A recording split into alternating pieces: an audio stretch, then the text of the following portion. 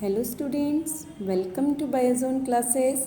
आज के इस सेशन में उत्तर प्रदेश आयुष बोर्ड के कुछ इम्पॉर्टेंट नोटिफिकेशंस हम डिस्कस करने वाले हैं, जो कि उन स्टूडेंट्स के लिए बहुत ज़्यादा इम्पॉर्टेंट है जिनको कॉलेज अलॉट हो चुके हैं और अब उनको काउंसलिंग के लिए जो फ़िज़िकल काउंसलिंग स्टार्ट होने वाली है, फ़िज़िकल काउंसलिंग के लिए उन सभी स्टूडेंट्स को ये नोटिफिकेशंस मोस्ट इम्पॉर्टेंट है। इसी रिगार्ड में आज हम फर्स्ट नोटिफिकेशन स्टडी कर रहे हैं कि उत्तर प्रदेश आयुष काउंसलिंग में बच्चों को कितने सर्टिफिकेट्स हैं जो कि जमा करने हैं, और इन सर्टिफिकेट्स को जमा करने के लिए एक प्रारूप और फॉर्मेट रिलीज़ कर दिया गया है और वो फॉर्मेट आपको साइट पे अवेलेबल है।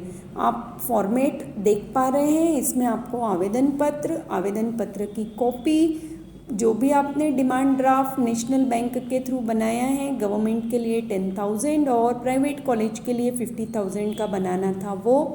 फिर इसके बाद है 4th नंबर पे फ़ोटो। 4 फ़ोटो आपको लेके जाने हैं छोटे पैकेट या लिफाफे में, और उस लिफाफे पे आपका रजिस्ट्रेशन नंबर, ये रजिस्ट्रेशन नंबर आपका जब आपने आयुष काउंसलिंग के इसमें अपने आप को रजिस्टर्ड करवाया था उस समय का है। इसके बाद है आपका नीट रिज़ल्ट की फ़ोटोकॉपी, निवास का प्रमाण पत्र है, पते का प्रमाण है, और फिर आपका है पहचान का प्रमाण पत्र। यहाँ पे आपको आधार कार्ड ही बेटर होगा लेके जाना है, ओरिजिनल और फोटोकॉपी दोनों लेके जानी है। फिर जाति प्रमाण पत्र है। अगर आप दिव्यांग, स्वतंत्रता संग्राम सेनानी, एनसीसी या ईडब्ल्यूएस कैटेगरी में हैं, तब आप उसको अपना रिस्पेक्टिव सर्टिफिकेट भी लेके जाना है। कॉलेज के लिए घोषणा पत्र एक आपको लेके जाना है, साथ में हाई स्कूल का सर्टिफिकेट, मार्कशीट, इंटरमीडिएट की मार्कशीट, सर्टिफिकेट, और इसके अलावा कोई अन्य दस्तावेज आपके पास अगर है तो वो अन्य दस्तावेज भी आपको अपने साथ लेके जाना है। नेक्स्ट अब हम आते हैं सेकंड जो इम्पॉर्टेंट है, अपना सेल्फ डिक्लेरेशन फॉर्म। तो सेल्फ डिक्लेरेशन फॉर्म आपको लेके जाना है रिगार्डिंग द कोरोना वायरस। इसमें जितना भी इंफॉर्मेशन प्रोवाइड है वो सब आपको फिल करके ये डिक्लेयर करना है। जितना भी चीज़ें डिक्लेरेशन के लिए दिया है वो आपको डिक्लेयर करके डेट और सिग्नेचर करके ये फॉर्म भी अपने साथ रखना है। सेकेंडली, सभी स्टूडेंट्स को मैं सजेस्ट करूँगी कि जितने भी डॉक्यूमेंट्स आप वहाँ पे सबमिट करेंगे उनकी एक फ़ोटो अपने पास प्रूफ के लिए रखे रहिएगा कि आपने कितने वहाँ पे सबमिट की है। थर्ड नंबर पे हम आ रहे हैं, एक मोस्ट इम्पॉर्टेंट है ये डॉक्यूमेंट, अपग्रेडेशन के नियम यहाँ पे रिलीज़ किए गए हैं। तो ये नियम आप थोड़ा ध्यान से पढ़िएगा और अपग्रेडेशन का विकल्प उसके बाद ही चुनिएगा। फर्स्ट काउंसलिंग के बाद अपग्रेड की प्रक्रिया जो है वो पूर्ण की जाएगी, क्लियरली मेंशन्ड है। यदि किसी अभ्यर्थी का उसके द्वारा चुने विकल्पों में से किसी भी कॉलेज में अपग्रेड होता है तो उसे अपग्रेड कॉलेज में, देखिए ये सेकंड पॉइंट बहुत ज़्यादा इम्पॉर्टेंट है। अगर आपने अपग्रेडेशन के लिए आपको कॉलेज अभी अलॉट हो गया है और उसके बाद अगर आप अपग्रेडेड कॉलेज में अपग्रेडेशन के लिए कॉलेज फिल कर रहे हैं और आपको अपग्रेड हो जाता है कॉलेज, तो आपको उस अपग्रेड कॉलेज में एडमिशन लेना बहुत अनिवार्य है या आवश्यक है। क्योंकि अगर ऐसा है कि आपने अपग्रेड कॉलेज में एडमिशन नहीं लिया तो आपकी वो सीट भी निरस्त कर दी जाएगी, और प्लस जिस कॉलेज में आपको पहले एडमिशन मिला था वो वाला कॉलेज का सीट भी आपका निरस्त कर दिया जाएगा। दूसरा, थर्ड नंबर, तो ये थोड़ा ध्यान रख के ही अपग्रेडेशन में करिएगा टाइम टू टाइम। अपग्रेडेशन के लिए भी 29 को आपको जो रिज़ल्ट आएगा अपग्रेडेशन का उसके अकॉर्डिंग 29 को आपको पूरी फॉर्मेलिटीज़ पूरी करनी है। तो साइट पे टाइम टू टाइम विज़िट करते रहिए।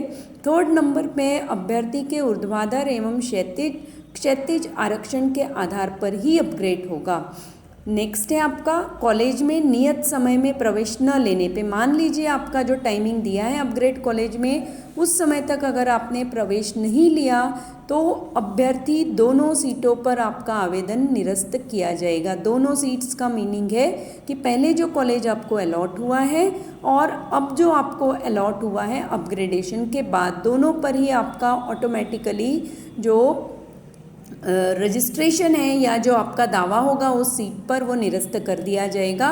और राशि जो है जो आपने सबमिट की है, मान लीजिए प्राइवेट में है और आपको गवर्नमेंट का कॉलेज अलॉट हो जाता है, तो प्राइवेट का जो 50,000 आपने डिपॉजिट किया है वो 50,000 भी आपका पूरी की पूरी राशि जब्त कर ली जाएगी। तो थोड़ा ध्यान रख के अपग्रेडेशन में अगर आप पार्टिसिपेट कर रहे हैं तो टाइम टू टाइम साइट पे बहुत ध्यान से विजिट करते रहिए।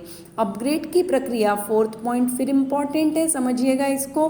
अपग्रेड की प्रक्रिया राजकीय और निजी, गवर्नमेंट और प्राइवेट दोनों कॉलेजों पे होगी।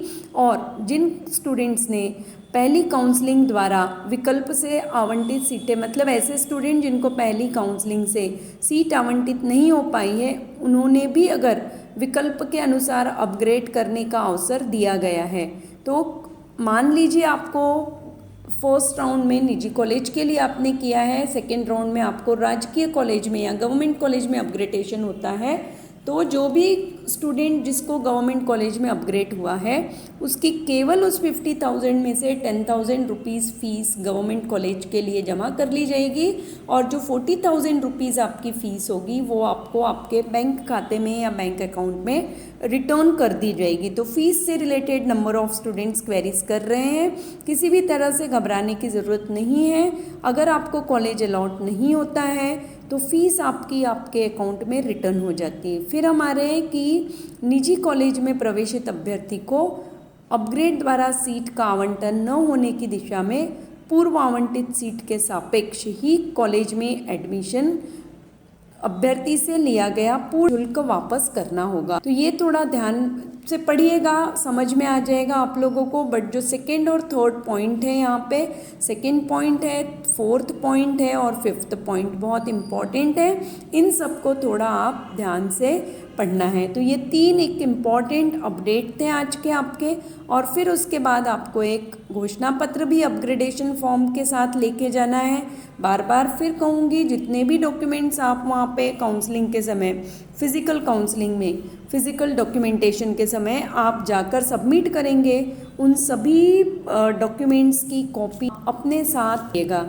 ये बहुत ज़रूरी है क्योंकि और इसी के थ्रू आपके पास भी प्रूफ रहेगा कि आपने कितने कितने डॉक्यूमेंट्स वहाँ पे सबमिट किए हैं। आज के सेशन में बस इतना ही। लाइव सेशंस के साथ बोर्ड के और नीट के एग्ज़ाम्स के लिए जुड़ सकते हैं आप डेली 9 to 10 AM। और सेकेंडली एनी अनदर इन्फॉर्मेशंस अगर आपको रिक्वायर्ड है किसी अनदर एग्ज़ाम से रिलेटेड, वो भी आप मेरे साथ डिस्कस कर सकते हैं। Up to next session, all of you stay motivate and stay connect with Biozone classes.